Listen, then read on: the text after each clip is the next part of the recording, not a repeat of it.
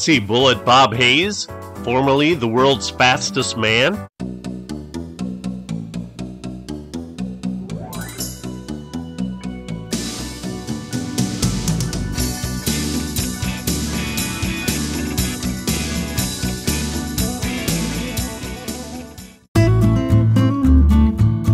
Or maybe future Hall of Fame speed burner Paul Warfield.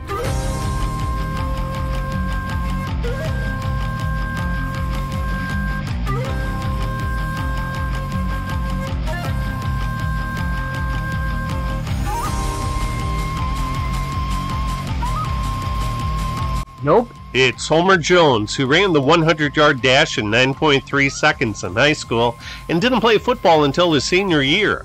On his first play as a fullback, he ran for an 80-yard touchdown. He attended Southern University, where he ran track as a sprinter and made the 1962 U.S. track team. He was nicknamed Rhino on account of the way his head moved when he ran. He injured his knee as a senior, and his cousins were Joe Turkey Jones, who played defensive end for 10 NFL years, and Charlie Taylor, who played 13 record-breaking seasons in his Hall of Fame career. He was drafted and signed by the Houston Oilers of the AFL, but injured his knee, again, in training camp and was cut. The New York Giants of the NFL had drafted him too, and they offered him a bus ticket to New York and payment for his knee surgery. He accepted, but spent the 1963 season on their practice squad. In 1964, he only caught 4 passes, but averaged 20.5 yards per catch, and in 1965 he caught 26 passes and averaged a huge 27.3 yards per catch. His first NFL touchdown was an 89-yarder, the longest in the NFL in 1965. It was thrown by Earl Morrall against the Eagles. He wanted to celebrate the touchdown, but was aware of a new rule in 1965 that fined players who threw the ball into the stands $50. So he slammed the ball down and termed the celebration as a spike. He's deemed the innovator of this common festivity.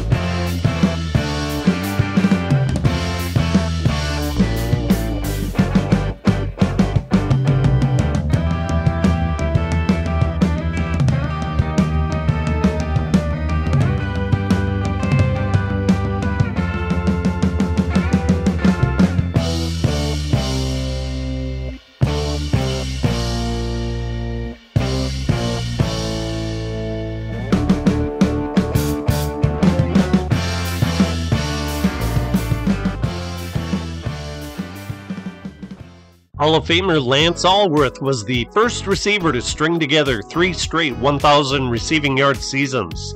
Underrated deep threat Art Powell was the second receiver to turn the trick, and Homer Jones was the third when he accomplished it from 1966 through 1968. He led the NFL each year in yards per catch with 21.8, 24.7, and 23.5. In Week 1 of the 1966 season, he caught touchdown passes of 75 and 98 yards. He had 5 straight 20-plus yards per catch seasons to start his career, and his 22.3 career yards per catch is number 1 all-time, 1.5 yards more than number 2 Buddy Dial, who mainly toiled for the Woelfel Steelers from 1959 through 1963. He wrapped up his NFL career with the Cowboys from 1964 through 1966.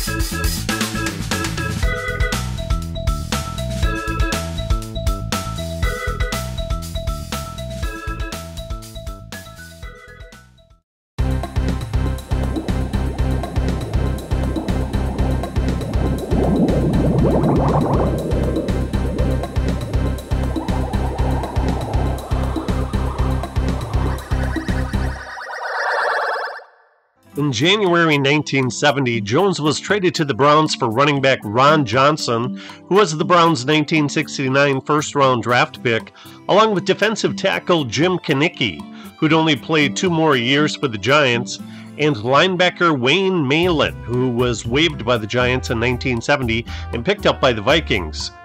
In the very first Monday Night Football game, Homer returned the second-half kickoff 94 yards for a touchdown.